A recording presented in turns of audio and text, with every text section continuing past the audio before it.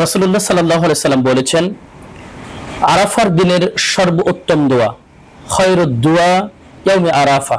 আরাফার দিনের সর্বোত্তম দোয়া যেটা সকল নবীগণ পড়েছেন সেই দোয়া, লা ইলাহা ইল্লাল্লাহু ওয়াহদাহু লা শারীকা লাহু লাহুল মুলকু ওয়া লাহুল হামদু ওয়া হুয়া আলা কুল্লি শাইইন কাদির। এই দোয়া সকল নবীগণ পড়েছেন, তাই রাসূলুল্লাহ সাল্লাল্লাহু আলাইহি সাল্লাম বলেছেন যে খায়রুদ দুআ ইয়াউমি আরাফা।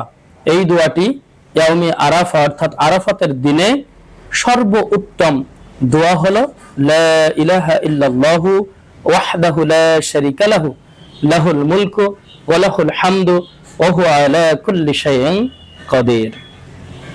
এই দোয়াটি যদি কেউ পড়ে, এই দোয়ার অনেক মাহাত্ম্য, অনেক গুরুত্ব, অনেক ফজিলত এই দোয়ায় আছে। যেমন যদি কোনো বান্দা, যদি কোনো বান্দি 100 বার দিনে পড়ে, তাহলে তার জন্য 5টি বিশেষ ফজিলত রয়েছে। 5টির ভিতরে একটি হলো 10টি দাস মুক্তি করলে যেই পরিমাণ নেকি হয়, সেই পরিমাণ নেকি তার আমলনামায় লিপিবদ্ধ করে দেওয়া হবে। সুবহানাল্লাহ। দ্বিতীয় নম্বর ফজিলত হলো 100টি গুনাহ আল্লাহ রাব্বুল আলামিন তার আমল থেকে মুছে দিবেন। সুবহানাল্লাহ বিহামদিহি। তৃতীয় নম্বর ফজিলত হলো 100টি নেকি তার আমলনামায় লিপিবদ্ধ করবেন। সুবহানাল্লাহ বিহামদিহি। চতুর্থ নম্বর হলো ওই দিন সন্ধ্যা পর্যন্ত শয়তান থেকে ওই ব্যক্তি মুক্ত থাকবে। সুবহানাল্লাহ বিহামদিহি। পঞ্চম নম্বর হলো যে কেউ তার সমান নেকি অর্জন করতে পারবে না ওই দিন, অর্থাৎ ওই ব্যক্তি সবচাইতে যে যত আমল করুক না কেন, সমস্ত আমলের চাইতে ওই ব্যক্তি বেশি আমল করবেন। তবে যেই ব্যক্তি, যেই বান্দা, যেই বান্দি 100 বারেরও বেশি পড়বে, তার হিসাব আলাদা, তার সেই পরিমাণ নেকি হবে।